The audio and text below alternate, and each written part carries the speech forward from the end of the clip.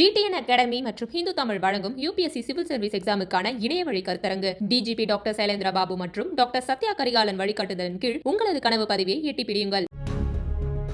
மறைந்த நடிகர் விஜயகாந்துடைய ஆஸ்தான உடையலங்கார நிபுணர் ராஜேந்திரன் உடல்நலக்குறைவு காரணமா காலமாகியிருக்காரு. இவருடைய மறைவு திரைத்துறை வட்டாரத்துல சோகத்தை ஏற்படுத்தியிருக்கு. முன்பு விஜயகாந்த் மறைந்த சமயத்துல அவருடைய மறைவு தனக்கு பெரும் இழப்பு அப்படின்னு ராஜேந்திரன் பல பேட்டிகள்ல உருக்கமா கூறியிருக்காரு. அவர் என்ன சொல்லியிருக்காரு அப்படின்னா, விஜயகாந்த் நடிச்ச சில படங்களுக்கு கம்பெனி காஸ்டியூமரா பணியாற்றின. வடிவுகள்சி தயாரிச்ச அன்னையன் தெய்வம் படத்துல கேப்டன் தான் ஹீரோ. அந்த படத்துல இருந்து அவருடைய கடைசி காலம் வரைக்கும் தனிப்பட்ட காஸ்டியூமர் நான் தான். தன்னை போலவே மற்றவர்களையும் சமமாக நடத்த வேண்டும் என்று நினைப்பவர் விஜயகாந்த். டிஷர்ட் மட்டும்தான் ரெடிமேடா வாங்குவாரு.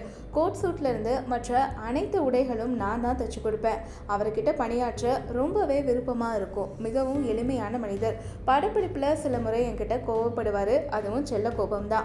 ஒவ்வொரு படம் முடிஞ்சதும் படத்துல பணியாற்றியவர்களுக்கு புது உடைகள் வாங்கி கொடுப்பதை வழக்கமா வச்சிருந்தாரு.